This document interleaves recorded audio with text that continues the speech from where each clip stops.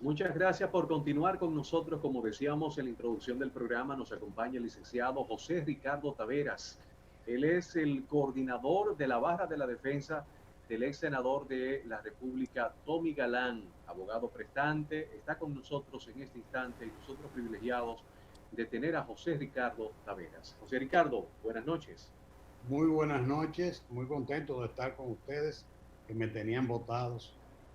Bélgica me sacó de su reino. Claro, te dije que hasta que no te quitara los bigotes, no venía al programa. Esa promesa. Y te quedaste callado.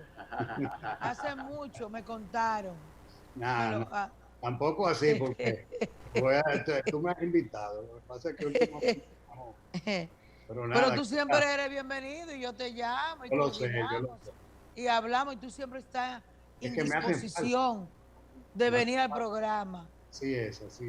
Y siempre te consultamos, tú eres parte de este programa. Sí mismo es. Qué bueno que esté con nosotros. Así es. Te ves más joven sin los bigotes. Déjame verte en la televisión. Pero tú pareces un muchachito. Porque yo te estaba viendo aquí en la computadora, en la tablet. Pero ahora vi a la izquierda, que está el televisor, y te veo todo un niño, por favor. Bueno, debiste quitártelo antes. Bueno, ¿de qué otro modo puede ser? Todavía yo... José Ricardo, qué bueno, amigo mío, que esté con nosotros. Siempre responde a nuestro llamado. Mira, vamos a hablar de todos estos temas que tienen que ver con Odebrecht.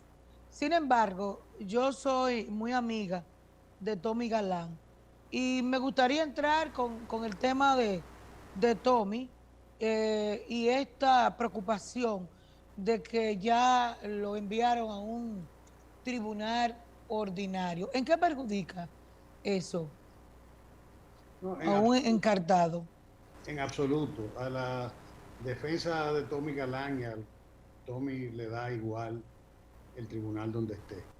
De hecho, nosotros somos de opinión de que si Tommy no hubiese sido senador, o aún siéndolo, la razón por la cual él fue encartado en este proceso fue precisamente por eso, porque al ser senador tenía un privilegio de jurisdicción y había un interés de parte del procurador anterior de tener un control, tratar de mantener una injerencia en el proceso.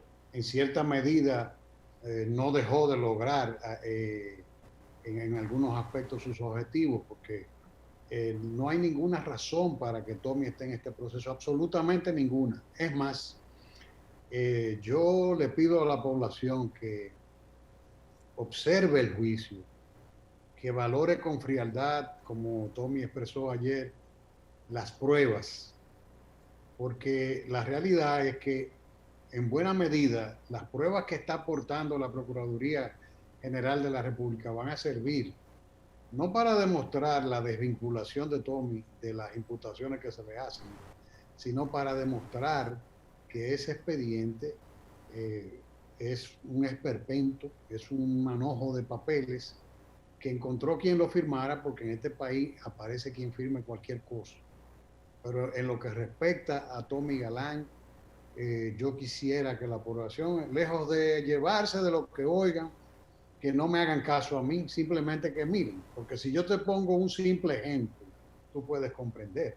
Uno de los escándalos más grandes que se hizo en la prensa sobre la base de notas de prensa de la Procuraduría, que decían, por ejemplo, es que Tommy Galán había articulado un entramado societario a través del cual lavó el dinero que recibió como soborno.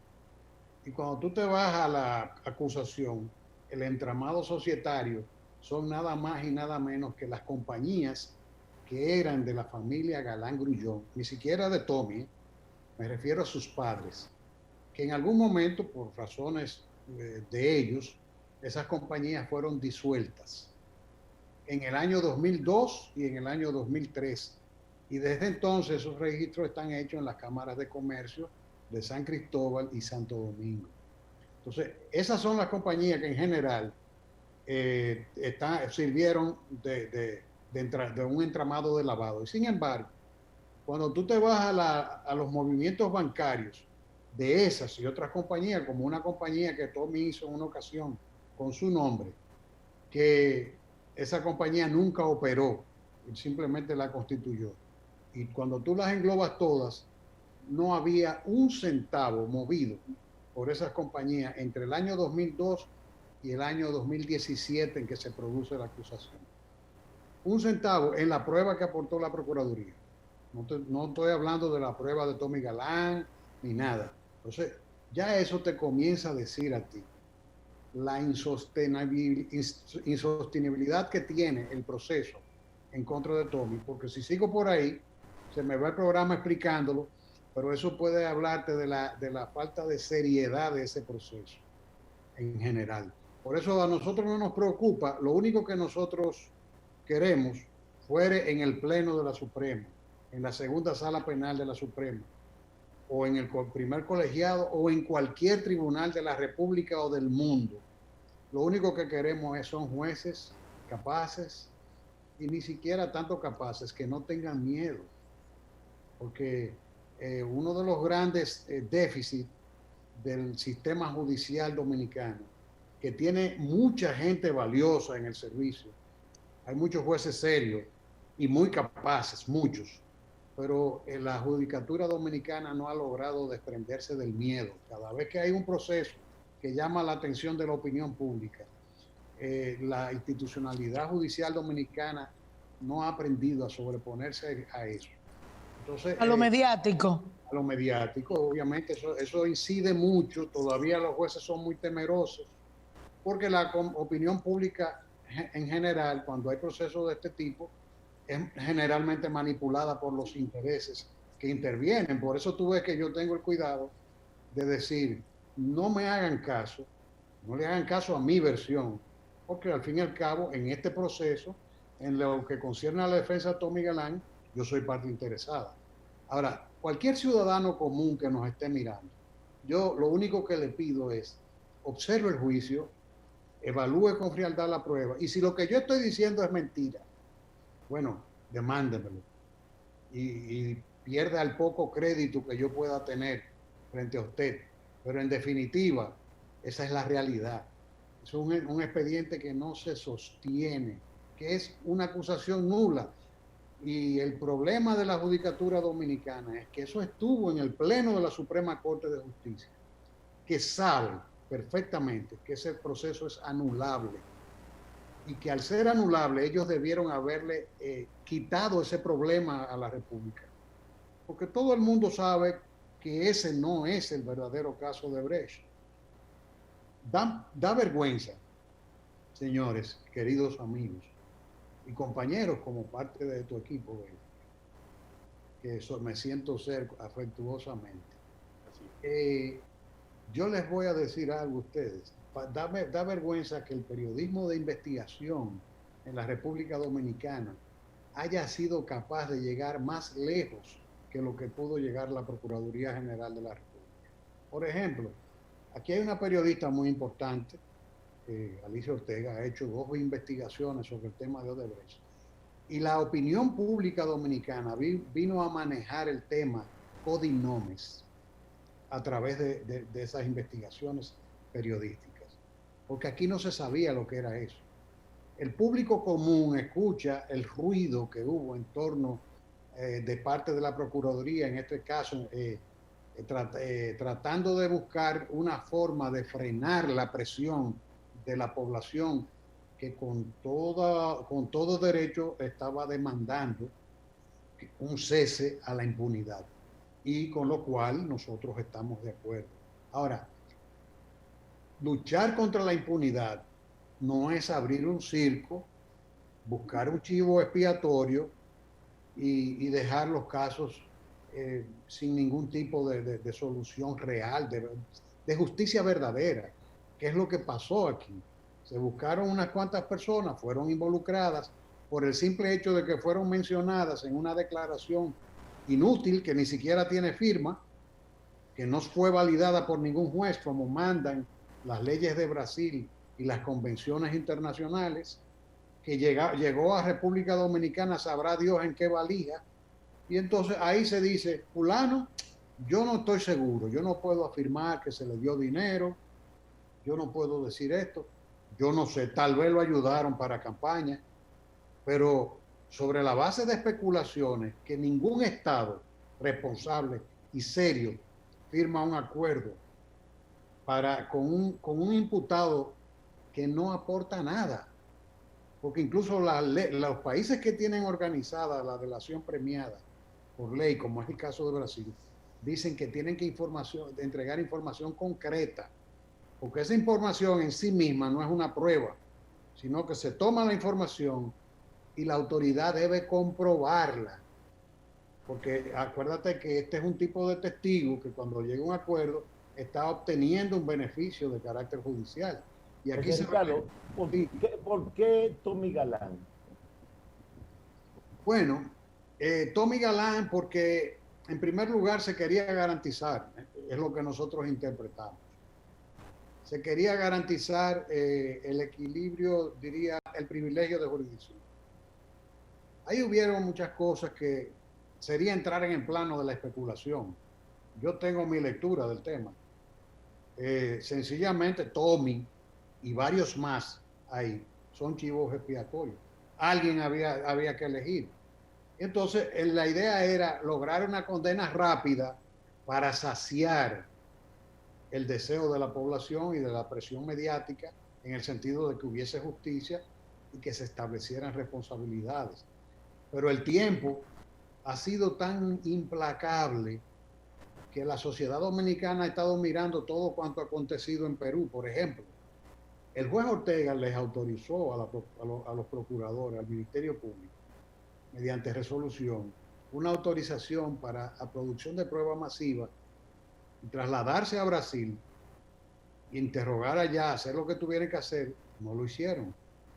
Los fiscales peruanos, para ponerte un símil, fueron a Curitiba, se establecieron en Curitiba, interrogaron intensamente a Jorge Barata, que era el delegado de Odebrecht en Perú, y este señor le preguntaron sobre la base porque el problema es si tú me dijeras que no existe una guía, pero existe una guía. Todos los sobornos que dio Odebrecht están registrados en un sistema especial que ellos tenían que se llama Drosis.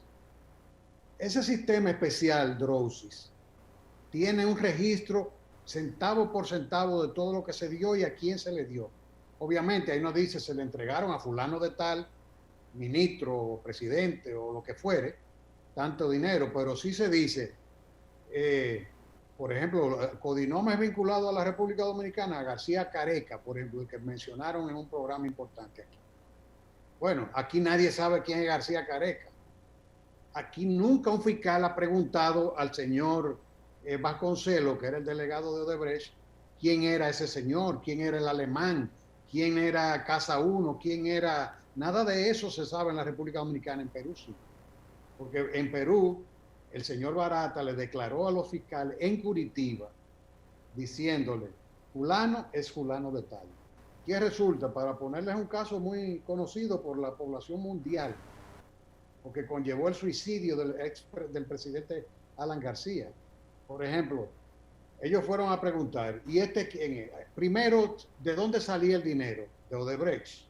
¿Dónde iba a parar? A un banco que tenía Odebrecht en Antigua. De Antigua, el Mail Bank, que era propiedad de Odebrecht, transfería a través de una cadena, que es como se hacen esas cosas, iba a parar a diferentes bancos, entre ellos, por citarte uno, el Banco de Andorra. Y desde ahí se movilizaban a otras cuentas, que era cuando llegaban a sus destinatarios. Eso ocurrió en la investigación de Perú y los fiscales establecieron la ruta del dinero desde la base de datos de la misma compañía Odebrecht que llegó propiamente, directamente a la cuenta. Entonces cuando le preguntaban al señor Barata, ¿y este dinero que fue a esta cuenta? ¿De quién es esa cuenta? Esa cuenta es del Codinome tal. ¿Y quién es ese señor? Ese era el secretario general de la presidencia. es el equivalente al ministro de la presidencia en la República Dominicana. Entonces, obviamente, y esta ruta, este dinero, ¿dónde iba? Este era el ministro de Transporte. Y este, ¿quién era? El hijo del secretario general de la presidencia, y este era el hijo del ministro de Transporte. Ok, ya tenían las cuentas, el destino donde llegó el dinero. Los fiscales de Perú pueden hablar del destino del dinero, pero los fiscales dominicanos no pueden, porque por alguna razón ellos no fueron a Curitiba, no hicieron producción de prueba masiva. Entonces, vamos a estar claros, aquí no hay caso de Odebrecht. Aquí podría haberlo si se hace un desplazamiento con la autorización de un juez a Curitiba y se interroga a Vasconcelos. Venga, o anulamos ese acuerdo que tenemos con Odebrecht, o usted nos identifica a cada uno de todo esto. ¿Con qué despertó la sociedad dominicana ayer? En vez de tener esa ruta, lo que despierta a la sociedad dominicana, que los pocos codinomes que se conocen, hay 8 archivos, no todos ellos, no voy a hacer juicio porque ese no es mi problema, ni es parte de la estrategia de la defensa de Tommy Galán tampoco, involucrar a nadie. Pero todo el país sabe que aquí hubo personas que fueron identificadas con transferencias efectivas, que ayer nos enteramos que tienen archivos definitivos. No el caso de otros coacusados que han salido, que nunca hubo nada contra ellos, no. Gente que hasta admitió haber recibido las transferencias. Entonces, que eran cuando no funcionarios del gobierno, hasta participando en las licitaciones como asesores de la comisión que adjudicó la obra de Punta Catalina. Entonces, esa gente tiene archivo definitivo. Aquí no hay caso de eso. Contra todo, no existe eso. Vamos a hacer una pausa. Vamos a hacer una pausa y volvemos. Muchas gracias por continuar con nosotros. Seguimos conversando con José Ricardo Taveras. José Ricardo es un reconocido abogado de la República Dominicana. José Ricardo, nosotros tenemos una nueva administración a partir del 16 de agosto de este mismo año. Quisiéramos saber tu impresión acerca de si a partir de la asunción de las nuevas autoridades en el plano del Ministerio Público, las nuevas autoridades en sentido general, habrán otras rutas a tomar a propósito del tema Odebrecht. Mira, por muchísimas razones yo comprendía que el Ministerio Público sostuviera la acusación, porque obviamente fue un empeño del ex procurador general de la República, y donde manda capitán no manda soldado. Pero me preocupó ver ayer que el Ministerio Público fue en la misma actitud de sostener esa acusación, cuando ayer lo que debió ocurrir fue que los representantes del Ministerio Público pidieran excusas a la nación dominicana por haberle tomado el pelo, porque articularon una cosa que se supone que debe haber quedado en el pasado. Fabricaron un expediente. Y mira, no estoy diciendo con esto que nadie sea ni culpable ni inocente. Puede ser que entre los que están imputados haya algún culpable. Puede ser. Los que fueron archivados. No, pues digo cualquiera de los que están archivados. Los culpables andan ahí, no se sabe. O no sé si están en el expediente, no sé si están fuera del expediente, no sé dónde están. Ahora, yo lo que sé es que con ese expediente, si acaso hay un culpable dentro de ese proceso, tiene que ser exculpado. Porque la forma en que se articuló ese expediente, obviamente, fue una forma que no nos lleva a ningún lugar. Ahí no hay caso. La población dominicana tiene que reclamarle a la autoridad. Y yo pensaba que con la llegada de Miriam Germán al Ministerio Público, eso iba a cambiar. Porque yo siento que esos ayudantes, esos procuradores adjuntos, están arrastrando un karma con esa situación impuesto por la autoridad. Ahora, ¿qué es lo que está pasando? Ellos fueron a sostener y todos desafiando en un momento en que tuvieron que admitirle a la prensa que habían 8 archivos definitivos. Y puede ser que hayan algunos que se justifiquen, que fueron llevados ahí al lado de los moños, igualito que hablaron a Tommy. Pero hay algunos que admitieron que recibieron las transferencias. Entonces, esa admisión se puede resolver en un archivo, eso debe decidirlo un juez. Por eso es que yo digo que ese expediente, en vez de ser un expediente, es un cuerpo de delito. Es un cuerpo de delito. ¿Qué significa, José Ricardo, un archivo definitivo? Bueno, un archivo definitivo es una discreción que tiene el Ministerio Público, de que cuando está haciendo una investigación, indaga y entiende que no tiene caso, pues él puede ordenar el archivo, puede ser provisional mientras indaga más, como se hizo al principio con algunos de los imputados, como podría serlo definitivo cuando ve que sencillamente no hay caso. En el actual sistema procesal dominicano, un archivo definitivo, en principio, es como si fuera una sentencia de descargo. O sea, esas personas, en principio, no pueden ser investigadas, a menos que el Ministerio Público rectifique. Yo espero que Miriam, que es una mujer seria y con experiencia, no se deje rodear erróneamente. Pero ella se inhibió y no va a subir a estrado. Bueno, el problema es que ella se inhibió. Eso tiene que ser reconocido por el Consejo del Ministerio Público ahora. Tiene que ser admitido. Porque ella no tiene la discreción de hacerlo. Esa inhibición tiene que ser admitida por el Consejo del Ministerio Público. Ahora bien, ¿cuál es la situación en la que estamos? Miriam ha tomado una decisión ética, porque ella dio una opinión como juez de la Suprema y ha dicho, ahí no hay caso. Ella le dio un consejo al Ministerio Público. Miren a ver lo que ustedes saben, consciente con su experiencia, que un consejo que le salió muy caro, dicho sea de paso, porque la desconsideraron. Pero, ¿qué fue lo que ella le dijo? Señores, con esto que está aquí, ustedes no van a lograr nada. Entonces ella, como dio su opinión, ha dicho, bueno, ya yo emití una opinión respecto a ese caso. Pues yo pensaba que era por Víctor Díaz Rúa. No precisamente, porque ella en su momento, cuando era juez, ella informó al Ministerio Público que ella conocía a Víctor Díaz, que era amiga de él, una amiga que lo había condenado también, una amiga que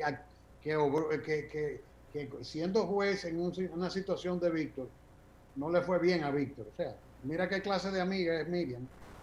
Ahora, ¿cuál es la situación? Ella informó, este señor yo lo conozco, habla conmigo, puedo decir que es mi amigo, lo informo, por si el Ministerio Público tiene alguna objeción, el Ministerio Público no la objetó. Ella participó, presidió la audiencia y en el momento ella emitió un voto disidente, alertando al Ministerio Público que debió haber sido asumido con madurez. Decir, bueno, esta juez nos está dando un consejo, vamos a enderezar este expediente, porque tuvieron un año para hacerlo. Tuvieron un año y medio. Entonces, no lo hicieron. ¿Cuál es la situación? Ellos presentan el expediente de la misma forma que lo presentaron el día de las medidas de coerción. Es que esa es la bandera de la llamada corrupción del gobierno y de la sociedad civil. Bueno, ahí es donde yo no comparto con el tema. La sociedad civil y muchos líderes de opinión que yo respeto mucho, porque yo respeto mucho a la gente que es honesta y coherente, pero algunas veces se pierden, porque si tú eres equidistante de todos los intereses y eres un orientador social, tú tienes que considerar, no es que haya una sanción, porque ahora mismo está de moda decir queremos gente presa, y ya hay hasta una broma, queremos gente presa. Y los estados, las instituciones, las naciones no se pueden manejar de esa manera. Las naciones tienen que manejarse sobre la base de fortalecer las instituciones. Y la justicia no se hizo para que tú busques un chivo expiatorio y la sociedad pueda saciar su sed de sangre. Eso no se hace así. Doctor, Sí. hay una situación. Bueno, aprovecho para saludar su presencia también. Un grato placer verte. ¿Cuánto tiempo? Y manifestar mi agrado de verlo, aún sea por este medio. Así es, amén. Igual para ti. Gracias. Doctor, se ha hablado de codinomes o códigos, nombres que den código, o seudónimos, que a veces la gente no entiende ese tipo de cosas y se le atribuye a una serie de personalidades de aquí vinculadas al poder político y empresarial del país. Está a tiempo todavía el Ministerio Público de dar su vueltecita por Curitiba, en Brasil, número 1 y número 2. ¿En qué, del 1 al 10, en qué número está el proceso ahora mismo que se va a reiniciar próximamente, ¿no? ¿Se terminará ahora? ¿Va a concluir ya en esta etapa? Bueno, mira, si no hay un mea culpa del Ministerio Público, este proceso ya está en la etapa del juicio. Tú sabes que el proceso penal tiene 3 etapas. Una de medidas de coerción, cuando el proceso de la etapa intermedia, que es en el momento en que se desarrolla la investigación bajo control de un juez de instrucción. O sea que el juez de instrucción no dirige la investigación, pero la controla para que sea legal. Y una vez pasa esa etapa, que ya pasó, que fue la que se llevó ante el juez Ortega, entonces viene la parte del juicio. Estamos ya en esa tercera etapa y se conocieron ya las excepciones e incidentes que han sometido las partes, y lo que está pendiente es, si se dan las condiciones procesales, de la lectura de la acusación. Ya estamos, vamos a decir que en la antesala del juicio estamos en este momento. ¿Qué tiempo puede durar esto? No sé. Son 6 imputados, cada uno tiene una estrategia de defensa diferente, cada quien va a desplegar todo cuanto considere necesario, y es impredecible si pasa o no pasa, si estamos en el número 6 de la meta 10. Pues, yo sí, en términos del juicio estamos en la antesala, vamos a decir que en el 0. Vamos a comenzar, inmediatamente se lea la acusación, ya vamos a decir que entramos al 1. Y a partir de ahí, bueno, yo he oído que hay defensas que tienen más de 100 testigos. Y una cantidad. 100. Sí, he oído en la prensa, no puedo afirmártelo. La prensa ha mencionado, porque yo no lo he contado, yo estoy ocupado de la defensa de mi cliente. Ese es el señor Rondón. Claro. Ese es el señor Rondón. Pero todos tenemos nuestros testigos, una cantidad enorme. Eso no va a acabar ahora, ¿no? No, porque solamente el despliegue de prueba y la presentación de la prueba por cada una de las partes. Y además el hecho de que se haga, que las partes hagan el proceso del juicio a la prueba. Porque se supone que en instrucción se hace, vamos a decir, el juicio a la prueba para validar su legalidad. Pero en este proceso han pasado muchas cosas, porque, por lo que yo digo, por el miedo. Porque aquí no hay jueces con pantalones.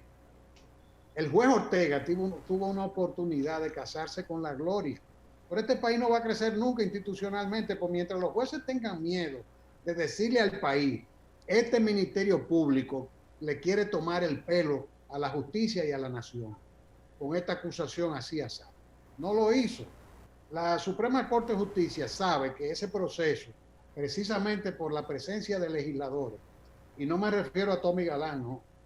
Ahí está Andrés Bautista García, que es un ex senador, que está acusado por hechos que supuestamente acontecidos en ocasión de él ser senador por la provincia de Espaillat y además de eso, presidente del Senado.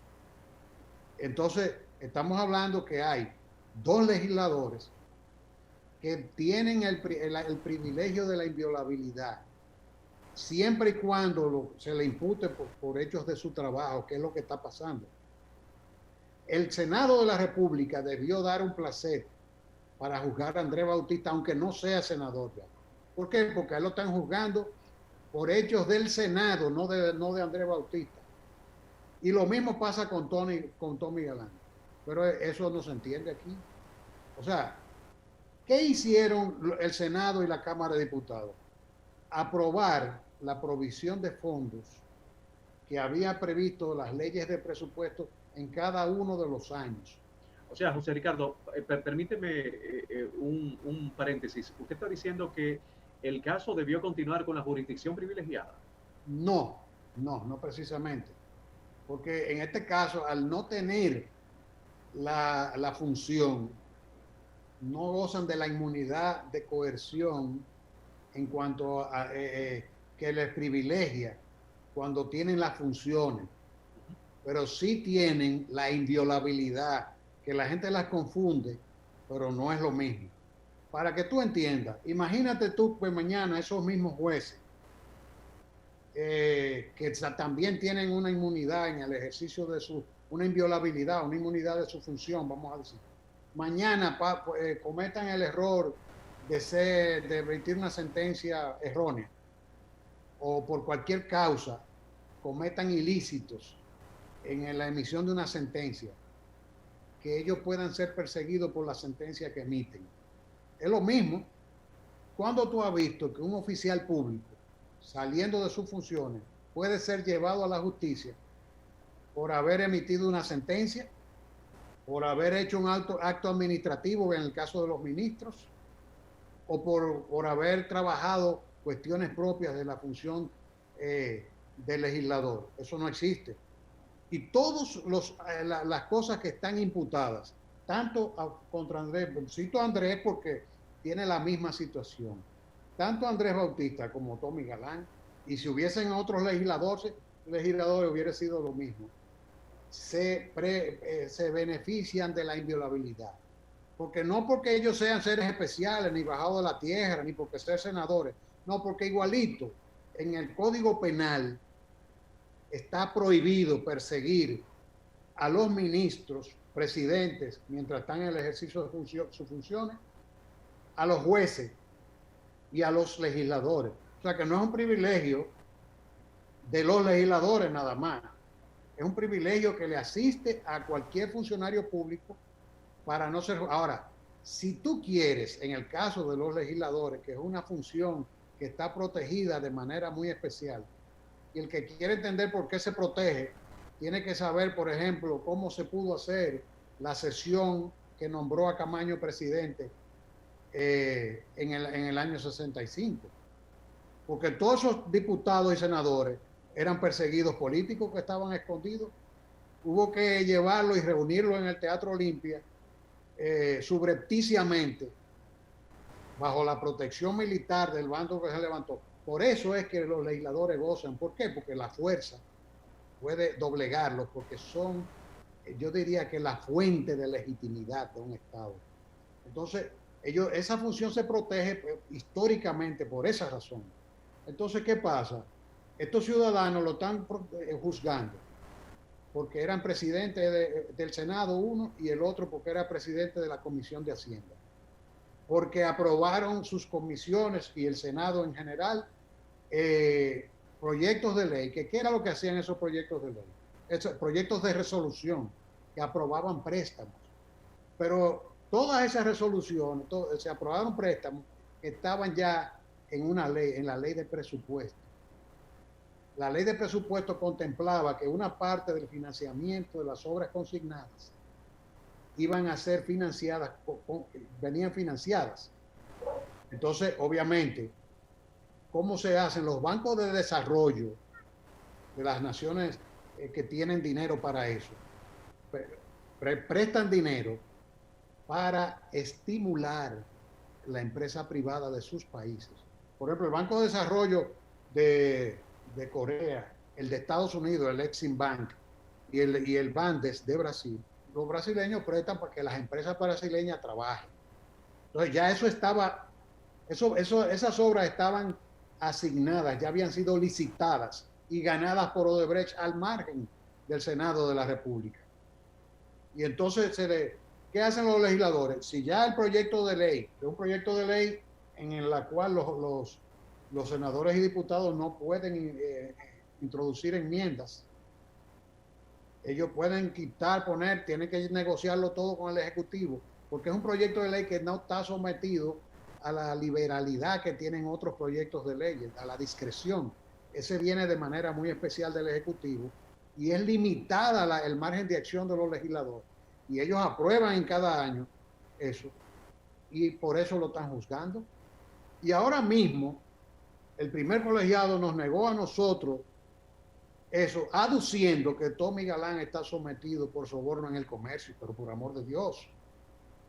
Por eso te digo que lo que yo le tengo miedo no es a los jueces, porque aquí hay muchos jueces competentes. Ese tribunal en el que nosotros estamos es un tribunal muy competente. Pero cuando tú me saltas a mí que Tommy está sometido que la conducta típica sometida, imputada, eso ejercicio en el comercio, por el amor de Dios, en un caso que eso lo comprendería cuando fuera de contexto, porque así se llama la ley de soborno. Pero es una situación que tú la miras. Ahora, nosotros no tenemos miedo a ningún juez en el universo. Con esa prueba que tiene el Ministerio Público, no tenemos miedo. Lo que queremos es jueces valientes, que no le tengan miedo a la opinión pública. Porque sobre esas bases, por eso yo digo que los jueces de este país y los ministerios públicos debieran verse en el ejemplo de Miriam Germán. Miriam Germán emplazó a Balaguer defendiendo su honor. ¿Sabe por qué? Porque la primera carta que Miriam Germán le mandó a Balaguer fue porque Balaguer había hecho una crítica al sistema de justicia en ocasión de una sentencia que ella dictó con un ciudadano que había sido imputado por narcotráfico. Y esa sentencia, ¿qué hizo Miriam? Se arrodilló frente a la ley. Y cuando recibió la crítica, emplazó al presidente y el presidente terminó disculpándose. Terminó disculpándose y reconociendo la entereza de la juez. Entonces, ¿qué tú tienes aquí? Un sistema de justicia cobarde que tiene miedo a decir que esa acusación es nula. Eso es lo que está pasando en el país. Ahora, no significa que al país no se le deba una explicación. Que no se deba buscar la verdad. Eso es otra cosa. Pero buscarla bien, ¿no? Porque tampoco podemos aspirar a vivir en una sociedad que cada vez que hay un problema, la soga se rompa por el lado más débil. Muchas gracias, José Ricardo. Muy interesante y edificante todo lo que tú has dicho, porque uno ha aprendido bastante con este proceso de Odebrecht tan mediático. Así que muchas gracias por participar en el programa. A ustedes por darme la oportunidad. Bueno, muchas gracias a José Ricardo Taveras, abogado, es el coordinador de la Barra de la Defensa del ex senador Tommy Galán, que fue senador representando a la provincia de San Cristóbal. Nosotros nos vamos a un breve contacto con la publicidad. Quédese con nosotros, regresamos con más contenido acá en su programa.